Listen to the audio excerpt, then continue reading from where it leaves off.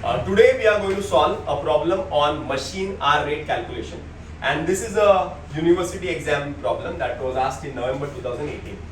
Here, whenever you solve a problem on machine hour rate, you have to understand that you have to divide the charges into two parts. The first is called as a standing charge, then the other is called as a running charge. Whenever we talk about a running charge, always you have to understand that there are some charges which are normally given in the problems. Such as depreciation is a running charge. For example, power is a running charge. There are something called as repairs is a running charge. Is this clear? So in this problem also we are having something called as cost of the machine with installation charge and scrap value, that is for depreciation. Next we are having something called as power, that is a running charge, and we are having something called as repairs, this is a running charge. Okay, the remaining all the charges are standing charges. Clear hai? So we will start the question by preparing the first working note, that is calculation of depreciation. So I will write calculation of depreciation. What is the formula of depreciation? It is cost plus installation charge, whatever, minus scrap value divided by number of hours or number of years you can find, and then divide by number of hours, you will get the same answer. Understood? So what is the cost of the machine? 8 lakhs. That is 8 lakhs, okay. Plus what is the installation charge? 2 lakhs, okay. And what is the scrap value? 2 lakhs divided by 10. So you will get 80,000 per annum. 80,000 per annum. But we are not supposed to find per annum. We are supposed to find per hour. एक साल में the machine is running for how many hours? Working hours is 2000 per annum. एक साल में 2000 hours machine run करती है. So I will write that is depreciation per hour will be 80,000 divided by 2000. Very good. Your answer will be rupees 40 per hour. Hope this is clear. This is the main, or this is the most important part of the problem. That is depreciation. That is 40 rupees per hour. Okay. So I will write here first standing charges, and then I will write running charges second. In the running charge I will write the first charge, that is called as depreciation. I will write refer working note number 1, that is per hour rupees per time. Is this clear? Second I will write power. Now let us solve for power. Power is 2 units per hour. That means our machine requires 2 units in 1 hour. 1 घंटा machine चलती है, 2 unit use करती है. MSCB वाले 1 unit का कितना रुपए लेते हैं? वो लोग 5 रुपए लेते हैं 10 यूनिट का. वो लोग 10 यूनिट का 5 रुपए लेते हैं. तो 1 यूनिट का कितना? 10 यूनिट का 5 रुपया, 1 यूनिट का कितना रुपया?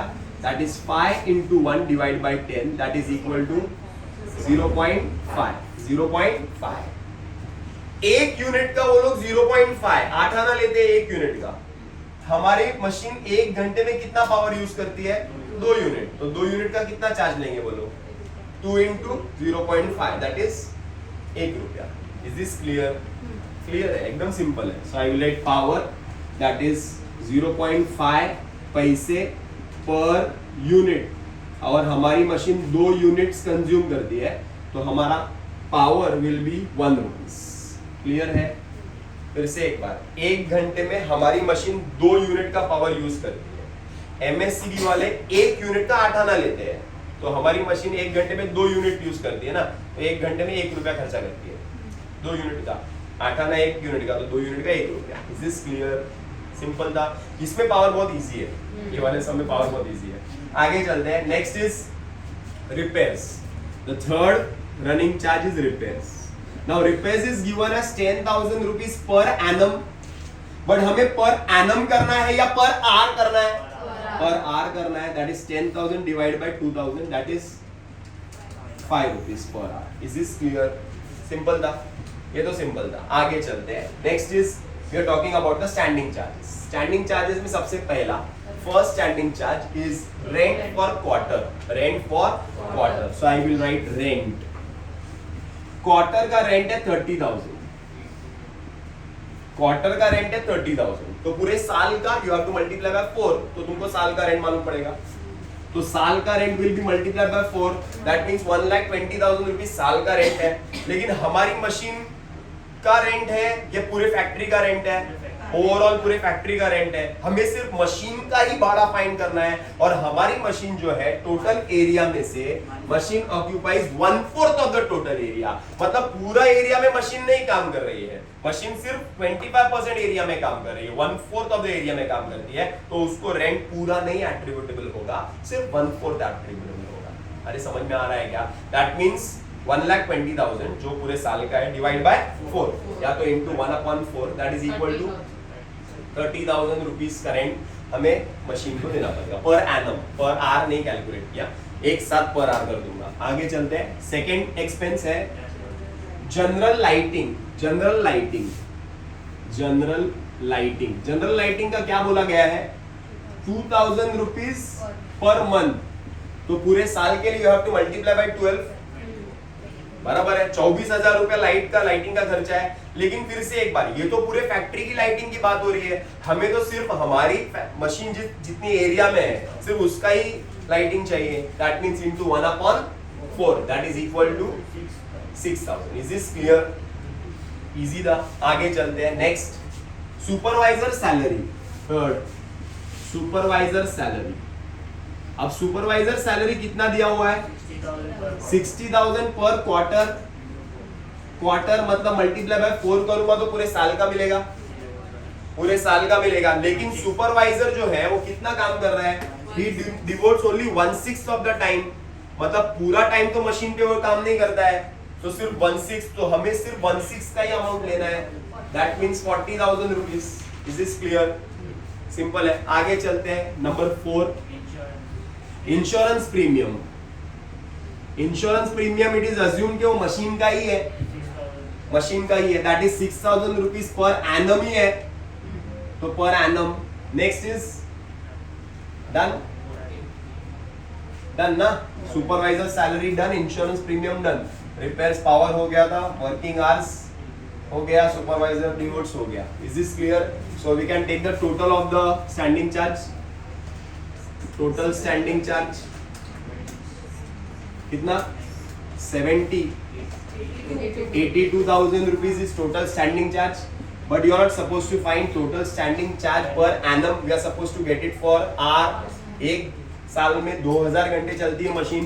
So I will write standing charges per hour. That is 82,000 divided by 2,000. That is equal to 41. So take total machine hour rate 87. Is this clear? This is one more question on machine hour rate which was asked in the same paper. So there were two questions which were asked in the same paper, and here the question is a bit different. When we read the question, we'll find that the question seems to be different, not a normal one. Normal जैसे question रहता है MHR का, और ये question देखेंगे तो थोड़ा difference है. But from my point of view this is much simple as compare to the other one. Now these are the expenses which are given to us. Okay, now out of these expenses some are standing and some are running. So let us try to understand. Power is running, depreciation is running, and repairs is running. Depreciation, power and repairs, these are running, and salaries, oil and lighting, these are standing charges. So I will write salaries, that is 1,80,000 per annum. Okay, next is oil, how much? 9,900. Next is lighting, how much? 96,000. This is also standing. Okay, so we can take the total standing charges. 96,000. So we can take the total standing charges, that is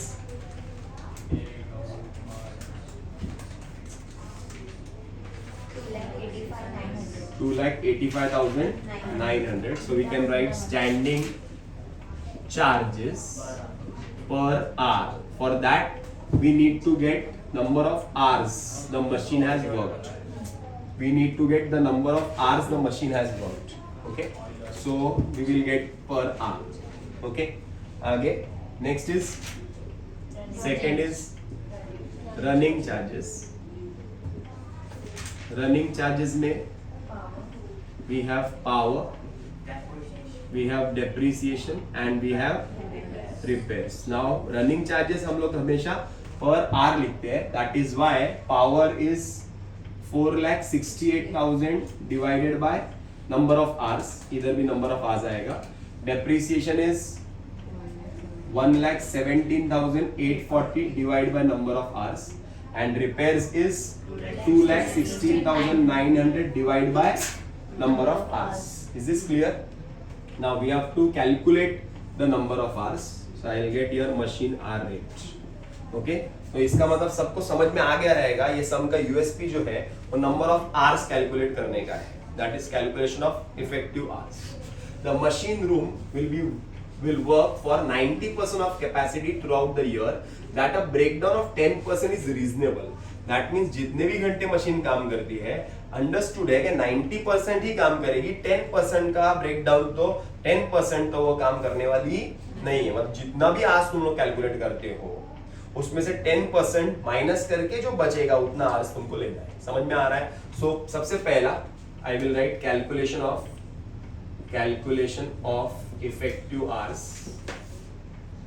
चलो सबसे पहला yearly. एक साल में 365 days होते हैं. एक दिन में मशीन 7 आवर्स काम करती है.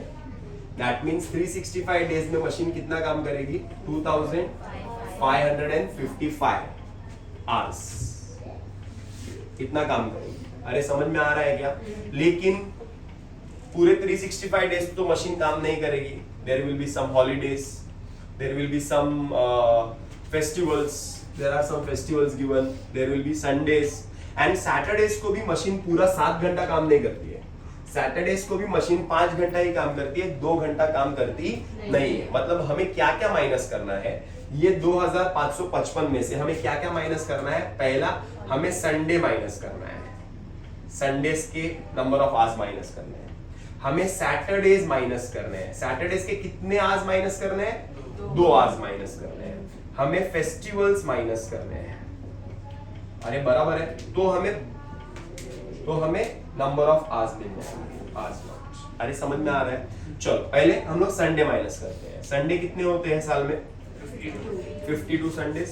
सो 52 into 7 364 आवर्स संडेज गए. सैटरडेज कितने होते हैं? फिर से एक बार जितने संडे होंगे उतने ही सैटरडे के 52 ही होंगे. बट सैटरडेज को पूरा 7 घंटा मशीन काम नहीं करती है. 2 घंटा 5 घंटा ही काम करती है. तो 2 घंटा वेस्ट है. तो 2 घंटा माइनस करना पड़ेगा. 2 into 52 that is 104 hours minus करने हैं. अब फेस्टिवल्स कितने हैं? फेस्टिवल्स में 3 दिवाली, 2 होली और 2 क्रिसमस. तो 3 2 5 5 और 2 7. मतलब 3 + 2 + 2 into कितने घंटे? 7 घंटे. एक दिन 7 घंटे का है. तो 7 7 जा 49 hours. Is this clear? So हमें इतना माइनस करना है और नंबर ऑफ आवर्स निकालने हैं. 2555 minus 364 minus 104 minus 49. That is equal to 2038 hours.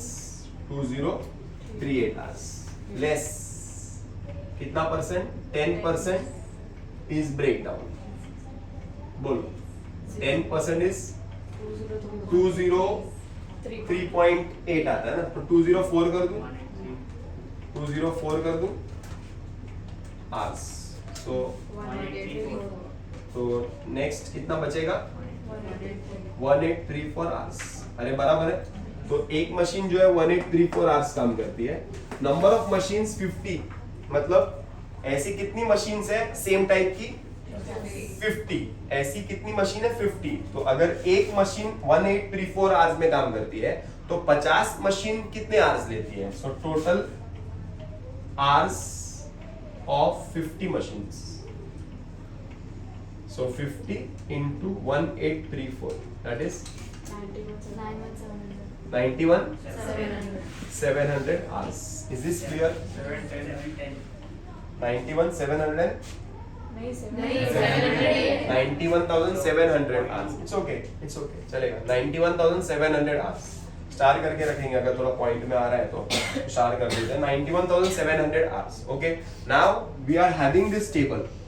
उसके अंदर अपने को क्या करना है अभी सिर्फ 91,700 करना है. कितना आएगा देखो.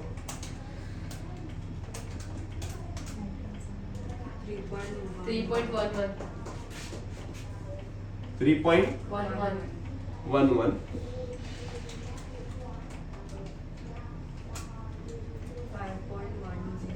5.10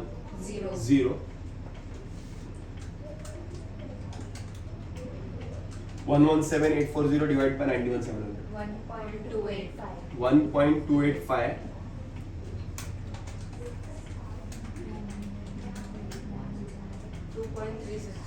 2.365 and you will get machine hour rate.